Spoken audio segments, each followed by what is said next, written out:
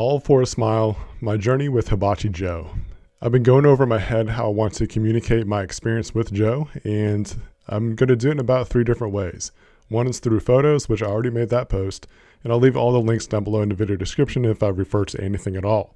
The other is through blog post format, which is kind of like a 2-for-1 deal. I'm using the blog post kind of like a script or a format to refer to for this video. And video. I'm making 2 videos. This video is going to be just like almost like a podcast format, kind of going over just my journey, because some stuff communicates well with a blog post or written format. Other stuff communicates really well with video. So I'm trying to find a happy medium between the two. I could let you read some of the stuff, but to hear my tone, my excitement and emotions and things like that through video and sound and audible type mediums, this is going to be the best way to do that. So with that said, let's get started, because this is not a short story whatsoever. And I might actually end up glancing down and reading some of this blog post, so that way I don't forget details that I don't want to leave out. So Hibachi Joe, he made a trip from Dothan, Alabama to Washington, D.C. And his intent was to feed people in need. About a week or so ago, Joe saw news reports about soldiers serving in D.C. Some of those news reports, yeah, they were made to look like a certain way, but he was still motivated to go feed them his hibachi specialty meal. When I saw the post, I made a comment saying that if he goes out to let me know, because I would love to document the experience with photos and video. Long story short, we made our way up to DC. In this content, my intention to you is to give you my experience on this journey I had with Joe and to communicate his heart and his purpose. I've known Joe as a fan for a while at this point. I used to go to Mikada's for the sole purpose of hoping that he was going to be my chef and cook.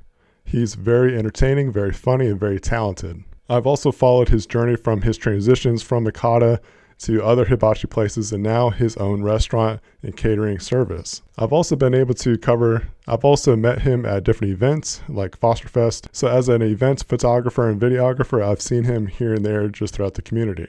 Many, like myself, kept up with Joe through Facebook, and over a short amount of time, he grew a very large supportive audience. In all the stuff that he does, the thing that kept on being like a resounding message, and you'll hear this throughout this whole video and post, is that he does everything for God and for that one smile. And as many of you know, Joe has an amazing heart, and he really cares for people.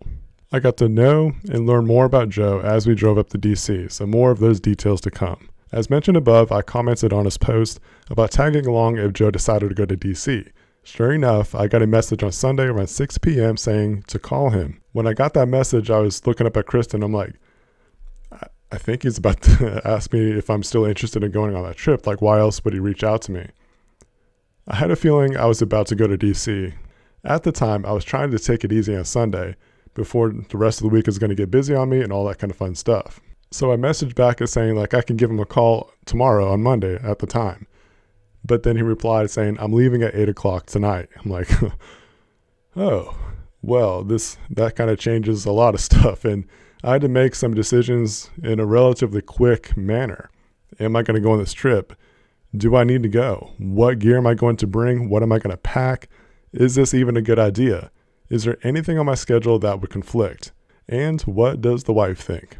So if you're like me, it doesn't take much for my mind and like 1,000 thoughts to start running through my mind, racing in all kinds of different directions. Trying to think of all the different avenues, all the different ways things could work out. So I gave Joe a call to get more information, and we talked for a few minutes. He described how people were telling him not to go, it's too risky, it's dangerous, there's no way that you're going to be able to feed the troops, and etc. But God put this mission on his heart to do, and he has faith that he will lead the way. He mentioned that there would be a risk of being arrested, but nothing was going to keep him back if God was leading the way. He told me that there was room for one, and if I wanted to go, that seat is available. Joe wanted to communicate the risk and push back already to give me full disclosure. I told him that I would let him know in about 30 minutes if I was going or not. At that point in time, I only had about an hour to pack. Also, I had not showered, I had not shaved or done anything like that. So I'm like, I can't leave in the current condition that I'm in already. Plus, I don't have like a ready to go camera bag just ready to bring out the door with me at a given notice. And I was still unsure if I needed to go or not, but I had no pull to stay home.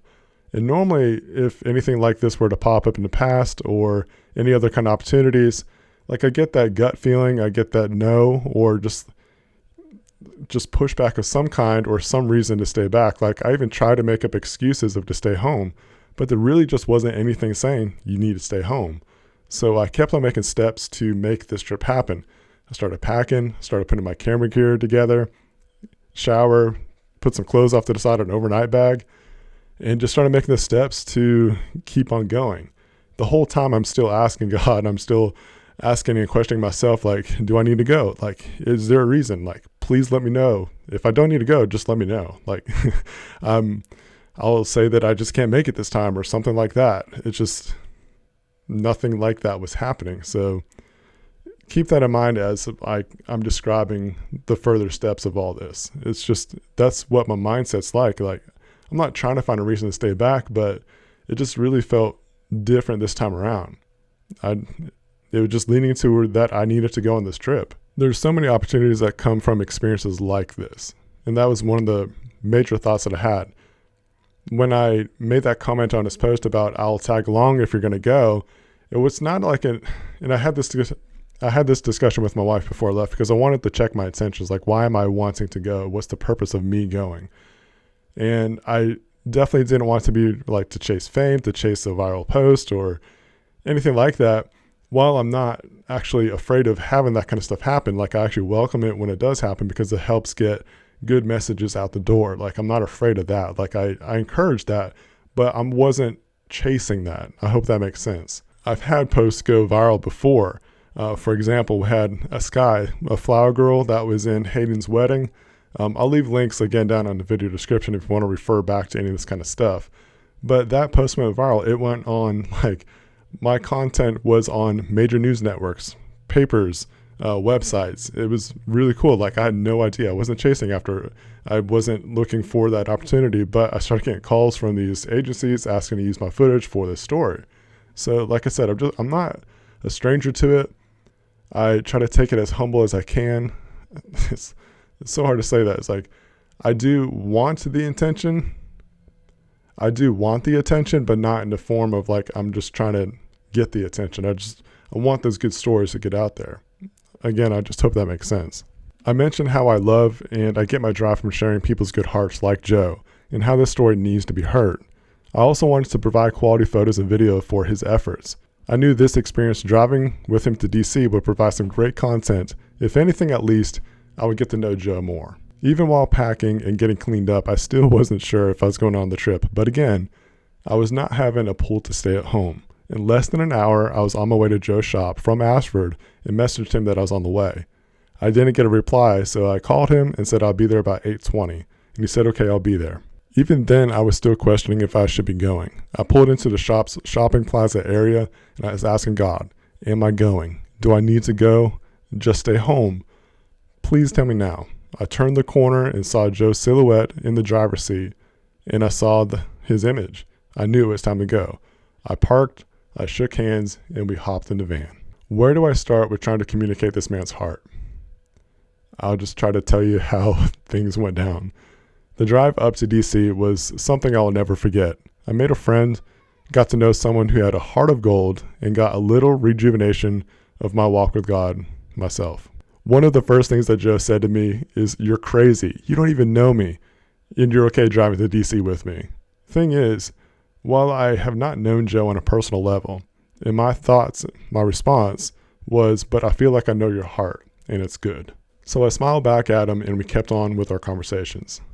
While on the drive, I learned some things about Joe, his experience in Cambodia growing up, captivity, landing in Dothan, his journey as a cook, being a mentor to other chefs, entrepreneurship, his relationship with God, and what drives him. He also talked about how so many people were trying to talk him out of going on this trip. But when he saw the soldiers in the cold, he wanted to provide a hot meal for them. We all know that the soldiers were being well taken care of. But when God puts someone on your heart, you know you still have to pursue obedience. Joe said that all he needs is one smile and he would be fulfilled. I understand this heart because with my photography and videography, I love being able to capture someone's good heart and passion. When I see someone's reaction to my work, when they get emotional, that fills me up. I want to bring out the best in others through photos and videos. That one smile makes a huge impact on people like Joe and myself. We made a few stops to refuel, power nap, and we made sure we were safe to keep driving. Hours later, about noon, East Coast time, we made it to DC. The Capitol building was the destination. As we approached the Capitol, we noticed the National Guard had about 2 soldiers every 50 feet or so, along with police officers posted routing traffic. The area was definitely on lockdown. We pulled up near the side of the Capitol, rolled down my window, and Joe spoke to an officer to find out who to talk to feed the troops. The officer mentioned that he didn't know there were 2 separate organizations. He'd have to try to contact the National Guard to do something like that, but he could try to talk to the soldiers through the fence. We found a near parking spot. I stayed in the van, and Joe made his way over to the fence line. So the story starts to get really interesting after this point. Joe was taking a solid 15 minutes, and I was wondering what was going on over at the fence. Not gonna lie, I was getting a little bit worried. I was wondering, what if he got in trouble or something? What am I gonna do? What am I gonna do with the van? But I was also optimistic at the same time, hoping that the reason it was taking a little time was because things were working out. Even though Joe was told beforehand that it was not a possibility to feed the troops, sometimes you just got to talk to the right person at the right time. And I was hoping that this was one of those times. Shortly after those racing thoughts, Joe started walking back. I saw him in the rearview mirror, and he was making his way back towards the van. He got back in, and I asked him, any luck? What's going on? And he said, unfortunately, they're just not accepting any kind of donations at this time. So we started to try to figure things out. He said he's not giving up. During this time trying to figure things out, Joe was getting calls from officials like Barry Moore's wife, Heather. Mr. Moore, he's an Alabama congressman. There were also some Dothan representatives trying to reach out to us. Joe was also in contact with one of his chef apprentices, Chef Honeybees. This is a cool story in itself. He actually trained Chef Honeybees. He taught him everything he knows. Really cool stuff. He's also located in DC. As you can tell, there were quite a few people trying to work with something out with us at the time, which gave us hope. Deep down, I knew something was going to work out. I just wasn't sure who the recipients would be, but someone was going to get a meal. I mean, Joe, he had a van full of food. He wasn't going to go home with that van full of food. Joe went live on Facebook to give his audience an update. While going live, he got a phone call from an official. I can't recall exactly who it was, but he was on the live stream doing that. So he ended the live stream and took that phone call. And so we ended up trying to just find a parking spot. Oh man, so this is where it really gets interesting. So we're circling the block about 3 different times, and he's just trying to find a parking spot. We're trying to find the spot or get back to the same spot that we had before, but it just made us circle the block about 3 times. We found a different place to park the van so Joe could talk to the official who was trying to link us up with the Dothan reps. Within a minute or so of parking, we were surrounded by Capitol Police. As the police approach us, I'm sitting in the passenger seat. We're basically at an intersection, and I see one patrol car coming this way, another this way. I see lights behind us in the mirrors, and a bicycle cop and a motorcycle cop. I'm like, ooh, what's about to happen now? So before I go any further in the story, I do want to let me say that the police officers were very cordial. The tone was peaceful. Also, for what it's worth, there were officers of many backgrounds, white, black, female, male. With these officers just getting through these riots, protests, inauguration, I didn't know what to expect. The mainstream media doesn't always show law enforcement in the best light. And to remind you, my intention for this post is to give you my experience through my perspective. There wasn't a moment where I felt threatened or intimidated, which honestly surprised me because my heart drops when I get pulled over, even if I didn't do anything wrong. I never know how I'm going to be treated. And just from past experiences, it just feels like I was bullied and mistreated in various different ways. So with all that said, put yourself in the Capitol Police's shoes in this particular case. We drove around the block a few times next to the Capitol. Joe was live streaming with his phone in a van that was weighted down, out of state plates, and you can just see how so many red flags were taking place.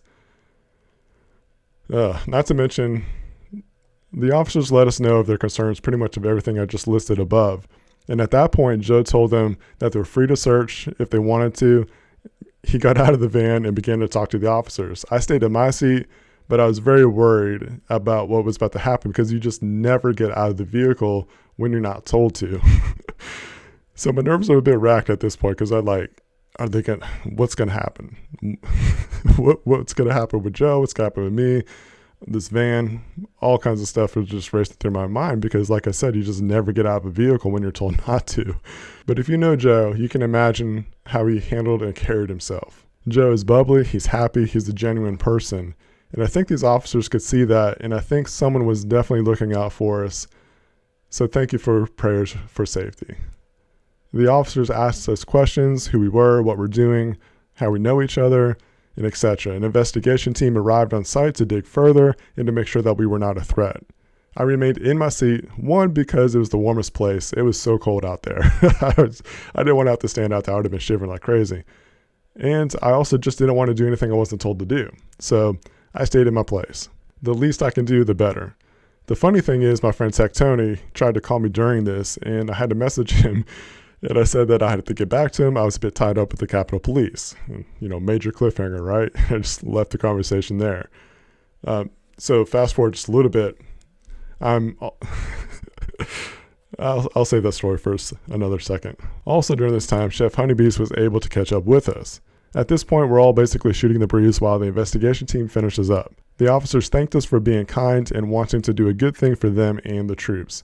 As the situation wrapped up, they let us know about a homeless shelter a couple blocks down, and that location could give us maybe some better chances of serving. Once they were finished with us, we headed that way. Also, like a side note, I was messaging a friend that I know in DC. I'm like, can I crash to your place tonight? I'll catch a flight back, kind of stuff. I also just needed a way out just in case things were happening. I needed a contact to have in DC and not try to figure things out on my own by myself in case something happened to Joe. And so I made arrangements to stay that night. I also just felt like it was going to be better for me as a person not to make another 12-hour drive following that event. So that's a side little track note going on, little conversation on to the side that I'm having. We pulled up next to the shelter. Joe gets out and speaks with a few people outside of the building. He headed inside to talk to the shelter. A few minutes go by, Joe comes out, and with a smile, he let me know that we have permission to set up outside. Joe also was kind enough to get permission for me to take photos and videos, so there'd be no issues with that side of stuff too. We could all be there to do what we wanted to do. So I was excited to get to do my thing, to do what we set out to do. I got my camera out and began to document Joe and Chef Honeybees bringing out the gear and the food. While the two were setting up, some of the homeless began to help set up tables and supplies, which was amazing to see. Not only were they excited to get that kind of food, they actually, at that point in time, they didn't even know what they were going to be getting, which is, being on the inside of it just knows like they're about to get served something really good. But they were willing to just help set up tables and supplies. So it was really cool to see helpful spirits, even in those cold, harsh conditions in a homeless environment. It didn't take long to get the grill fired up and cooking. An interesting fact is that Joe has a hibachi grill on motorized wheels. The thing is heavy, hence the weighted down van. So this innovation makes it so Joe can basically take the kitchen anywhere with him. There are a few people around us that were definitely fascinated with the grill, as was I. One of the things that Joe mentioned to me on the way up to DC was that he serves the best regardless of who you're serving. It doesn't matter who you are. You're going to get his best. Chef Honeybees asked what kind of steak Joe brought with him, and Joe replied, New York strips. Like, anytime Joe says something, and if you know him, he's got that illuminated spirit about him when he says something. So his tone and my tone definitely don't match at all. But just put yourself in that position. I can't even describe some of the ways that he says stuff personally, just because I just don't speak that way. But I mean, New York strips with a big smile, yeah, baby kind of stuff, all those different lingos that he says. It's just fun to be around him. The homeless people heard of the news about getting high quality steaks, and you can imagine how much joy that brought. They were so surprised to see the large shrimp as well. Joe cooked, Chef Honeybee served, and I documented, and the people were fed. While the cooking and feeding was happening, a couple people from the Capitol Baptist showed up with a bunch of what they called blessing bags, filled with personal hygiene and food items. It was inspiring to see that others heard of what was going on and that they wanted to contribute as well. They're a nonprofit. They've been tasked to pass out 250 of those bags, and that was an opportunity to get that done, so it was really neat. Towards the tail end of serving time, Joe wanted to fix me a plate, and I was definitely hungry myself. We didn't have any kind of lunch break or anything like that, and I wanted to receive his gift. Obviously in that environment, these people, they're hungry, they needed food. I was hungry just from the day kind of stuff. And honestly, like, I didn't want to eat in front of them, but at the same time, I wanted to receive that gift from Joe, because I think so many times people reject the gifts that people wanted to give them when it's like something that's from their heart. And so I wanted to definitely be part of that gift experience and exchange with Joe. And side note, that food in that cold weather, perfect. As I mentioned, I had a friend from DC, and I made arrangements to stay with him and then catch a flight back home. Once the serving time ended, I thanked Joe for all he did, told him I couldn't wait to work on the photos and videos, and that he got a lot of smiles today. I summoned my Lyft ride and met up with my old friend.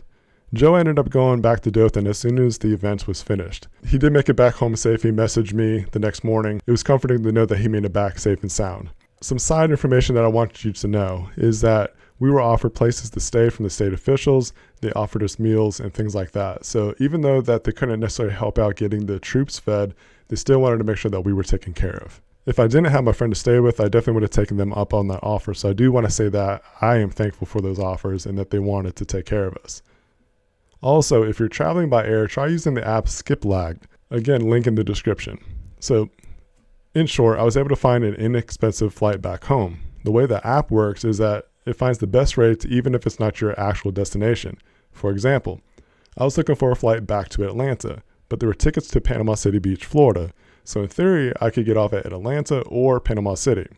I ended up getting off in Panama City because my wife, this is my kind of luck kind of thing. So we decided, okay, let's go to Panama City because it's a shorter drive for my wife and kids, 4 hours versus 7 hours. Ironically, my flight from Atlanta to Panama City was delayed because of a simple mechanical thing that they had to swap out, some phone lines kind of thing, communication gear between the cockpit and the cabin.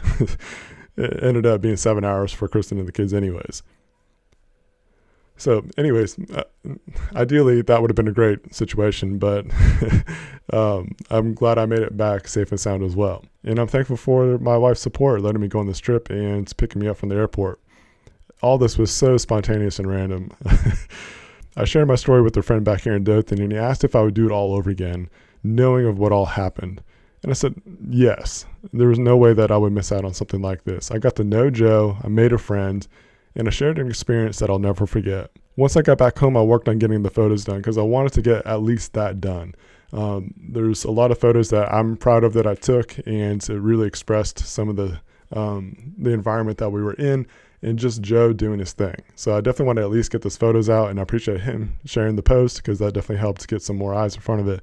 I'm amazed at the audience that Joe's built up. It's really cool to see that. And it's really just because he's such a good man. So cool. Anyways, got those photos out, want to get them done as soon as possible. And then I knew that I would have to take a little bit of extra time to do these videos side of stuff. I typed out this blog post. I love writing, but I'm not a fast writer at all. So it took me a few hours to even get this blog post put out there. And then it's going to take I'm at 32 minutes recording at the moment, and I'm still going to have to edit some of the stuff out. So hour or so just for this podcast style one. Plus I'm doing a promo highlight video style thing for the event that he put on. But I love doing that. So it's fun. Once I got back home, I got those photos done, and I wanted to get the stories out through photos out to everyone. I'm thankful for the great response and opportunity. He's a good man with a good heart, and we need more people like Joe. In some conversations with a few friends and my wife, we talked about how it's a blessing just to be part of something like this. My friend Orrin, he was like, it's just cool that you have the assets to be able to do that. To one, like if I needed an airplane ride back, I was able to do that. Fortunately, there's ways to get inexpensive tickets out there. But regardless, just situationally and all that kind of stuff, just I'm definitely blessed with that kind of setup. But I also had a comment by someone on a post that this person wants to be part of projects like this. Great person. I'm not bashing the comment at all, so don't miscommunicate my heart that way. But what I want to say is that I had 1 hour to make a decision about going to DC or not. This was something that came across my path, but also if I didn't make that comment on Joe's post, he would not have reached out to me either. So I'm always looking for opportunities. I try to have my ear to the ground of opportunities that could pop up, and you have to act on them too. It's one thing to say that, you want to go do something, and then another to actually go do it. So what I want to say with all that, it's like, I'll do my best to try to include people in on stuff like this. This was a little different situation because, like I said, I had 1 hour to get going. And even then I wasn't sure if I was going to be going because you heard me with all the questions that I was going through myself.